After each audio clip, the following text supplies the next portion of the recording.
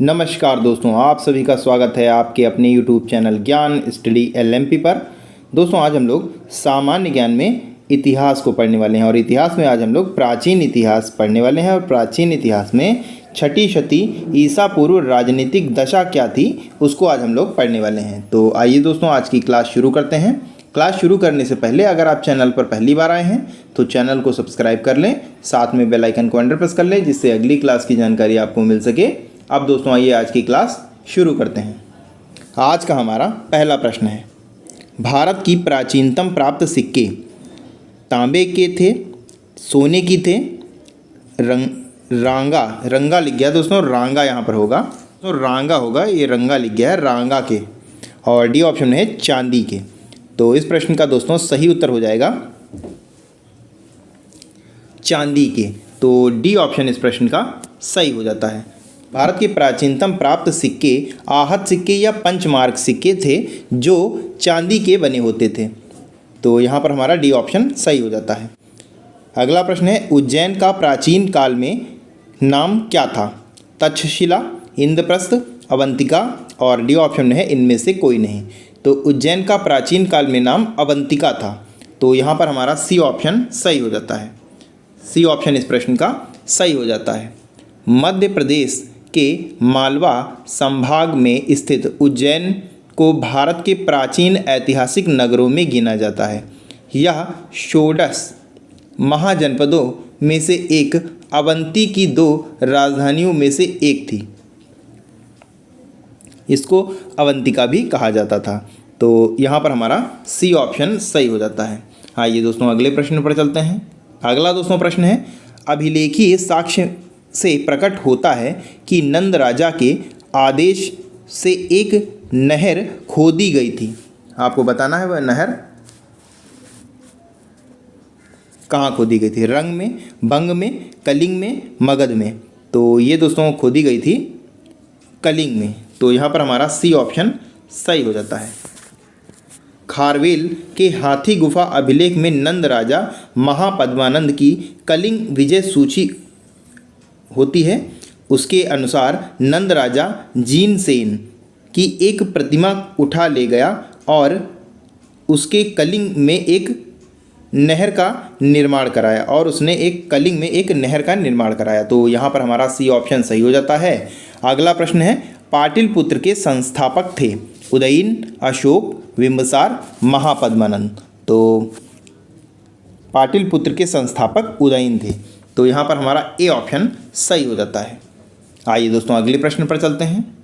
अगला दोस्तों प्रश्न है, पाटलिपुत्र को किस शासक ने सर्वप्रथम अपनी राजधानी बनाया?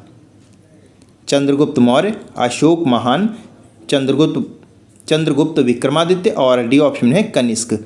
तो पाटलिपुत्र को मौर्य साम्राज्य चंद्रगुप्त मौर्य ने सर्वप्रथम अपनी राजधानी बनाया। तो यहाँ पर हमारा ए ऑप्शन सही हो जाता है।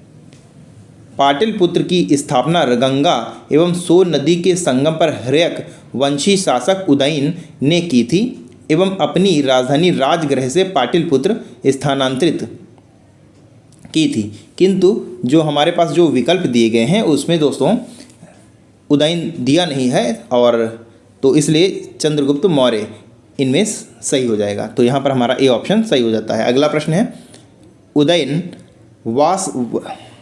उदयन वासव दत्ता की दंत कथा संबंधित हैं उज्जैन से, मथुरा से, महाष्मति से, कौशाम्बी से। तो ये दोस्तों संबंधित हैं उज्जैन से। तो यहाँ पर हमारा ए ऑप्शन सही हो जाएगा। उदयन वासव दत्त की दंत कथा उज्जैन से संबंधित है। इस कथा को महाकवि भास ने अपने नाटक स्वप्नवासम दत्त में वर्णित किया है। इस नाटक में वत्स नरेश उदयन और अवंती नरेश प्रद्योत की पुत्री वासव दत्ता की प्रेम कथा का वर्णन है। तो यहाँ पर हमारा ए ऑप्शन सही हो जाता है। आइए दोस्तों अगले प्रश्न पर चलते हैं। अगला दोस्तों प्रश्न है, प्रथम मगध साम्राज्य का उत्कर्ष किस शताब्दी में हुआ? तो ये दोस्तों हुआ था छठी शताब्दी में। तो यहाँ पर हमारा बी ऑप्शन सही हो जाता है। प्रथम मगध साम्राज्य का उत्कर्ष छठी शताब्दी में हुआ था। इस साम्राज्य की महत्ता का वास्तविक संस्थापक राजा बिंबिसार था और वह हर्यक वंश से संबंधित था। तो यहाँ पर हमारा बी ऑप्शन सही हो जाएगा। अगला प्रश्न है, निम्नलिखित में से कौन सा एक ईसा पूर्व 6ठी शताब्दी में प्रारंभ में भारत का सर्वाधिक शक्तिशाली नगर राज्य था? गांधार, कंबोज, काशी, मगध। तो शक्तिशाली 6ठी शताब्दी में सबसे शक्तिशाली काशी था। तो यहाँ पर हमारा सी ऑप्शन सही हो जाता है। ईसा पूर्व 6ठी शताब्दी में प्रारंभ में काशी भारत का सर्वाधिक शक्तिशाली नगर राज्य था। कई जातकों में इसके समकालीन शहरों की अपेक्षा इसकी समृद्धि एवं संपन्नता का साक्ष्य मिलता है। काशी में कौशल, अंग और मगध के साथ लंबी प्रतिद्वंदिता थी। इसमें सर्वोच्चता के लिए लंबा संघर्ष चला था। तो यहाँ पर हमारा सी ऑप्शन सही हो जाता है। आइए दोस्तों अगले प्रश्न पर चलते हैं। अगला दोस्तों प्रश्न है, निम्नलिखित में से कौन सा युग्म सही सुमेलित है? पार्श्वनाथ जंत्रिका, बिंदुसार शाक्य, स्कंदगुप्त मौर्य और डी ऑप्शन है चेतक लिच्छवी। तो इसमें सही हो जाएगा चेतक लिच्छवी, यानी हमारा डी ऑप्शन इसमें सही सुमेलित है। राजा चेतक लिच्छवी गणराज्य के राजा थे। इनकी पुत्री चेलना का विवाह मगध नरेश बिंबिसार से हुआ था। लिच्छवी वज्जी संघ के प्रधान वंशों में से एक था। तो यहाँ पर डी ऑप्शन सही हो जाएगा। अगला प्रश्न है, 16 महाजनपदों की सूची उपलब्ध है महाभारत में, अंगुत्तर निकाय में, छंदोग्य उपनिषद में, संयुक्त निकाय में। तो इस प्रश्न का दोस्तों सही उत्तर हो जाएगा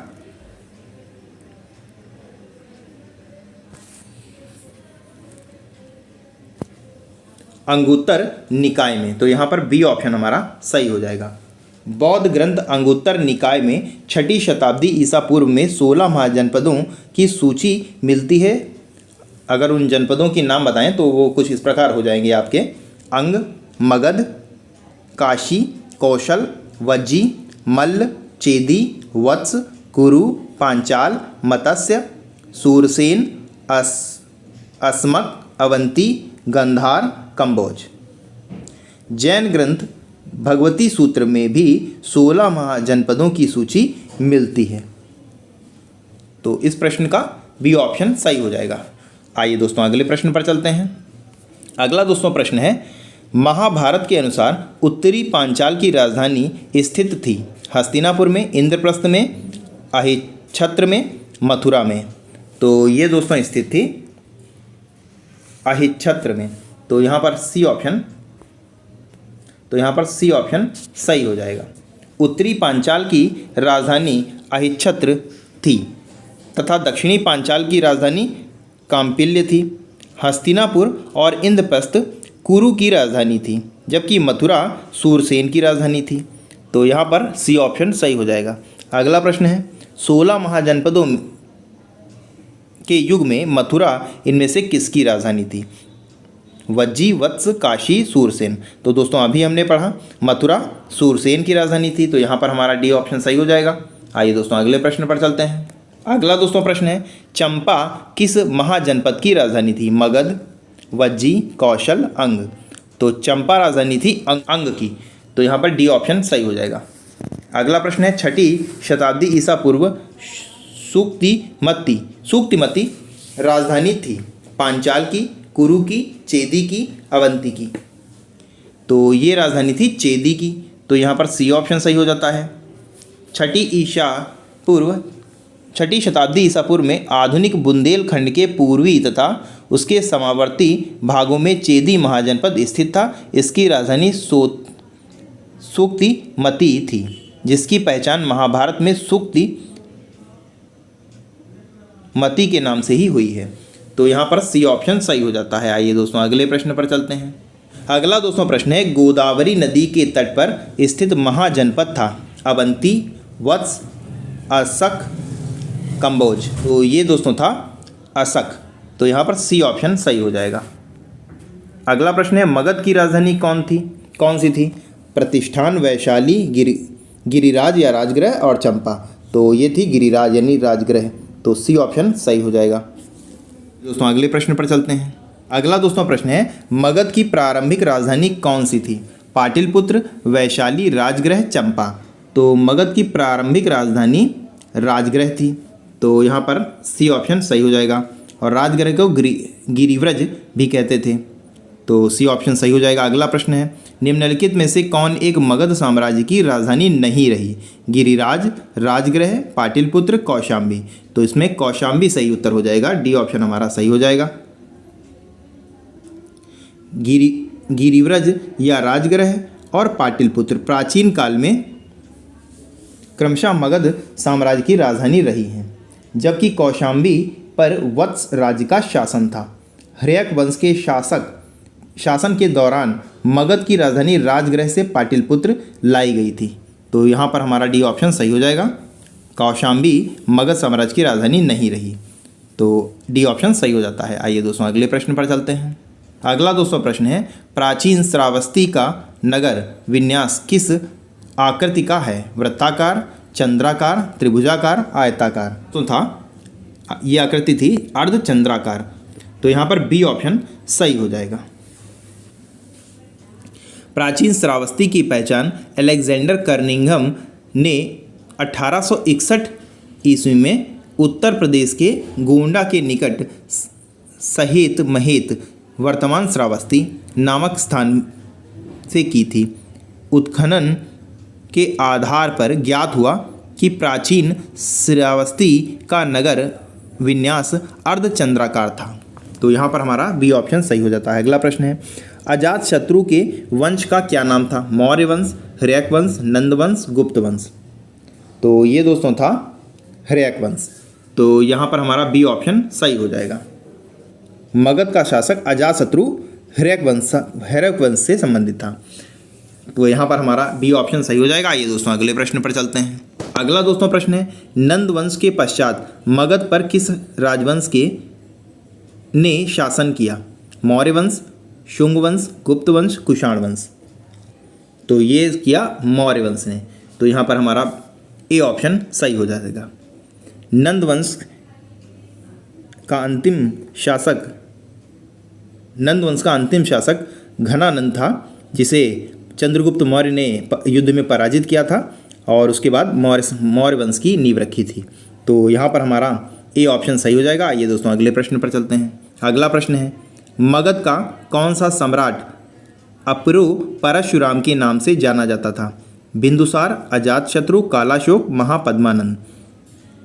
तो ये था महापद्मानंद, तो डी ऑप्शन इस प्रश्न का सही हो जाता है। मगध पर शिशुनाग वंश के पश्चात नंद वंश का वर्चस्व स्थापित हुआ। नंद वंश का संस्थापक महापद्मानंद अथवा उग्रसेन था। पुराणों में महापद्मानंद को सर्वत्र तक और अपुरु परशुराम कहा गया है, तो यहाँ पर हमारा डी ऑप्शन सही हो जाता है। आइए दोस्तों अगले प्रश्न पर चलते हैं। अगला दोस्तों प्रश्न है, काल्पी नगर किस नदी के तट पर स्थित है? गंगा, यमुना, नर्मदा, कृष्णा।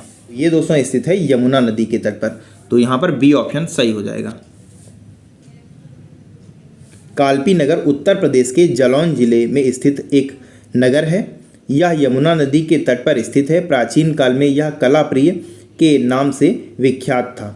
समय के साथ नाम संक्षिप्त होकर काल्पी हो गया।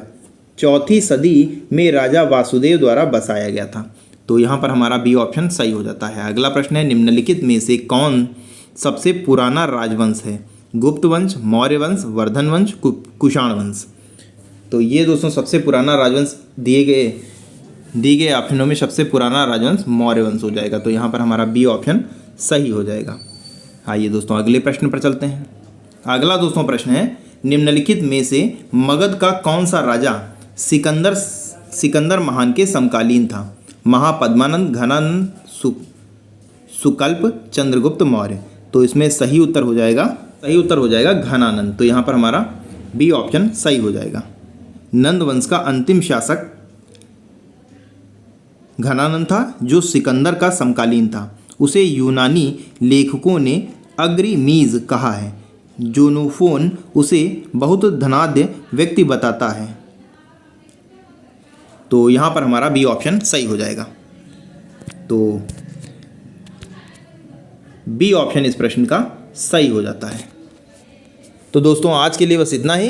कैसी लगी आज की क्लास कमेंट करके ज़रूर बताएं। और दोस्तों किसी भी प्रश्न में आपको कोई भी डाउट हो तो कमेंट बॉक्स में पूछ सकते हैं। और अगर आपको आज की क्लास पसंद आई हो तो लाइक करें और ज़्यादा से ज़्यादा शेयर करें। तो मिलते हैं अगली क्लास में, तब तक के लिए नमस्कार। जय हिंद, जय भारत।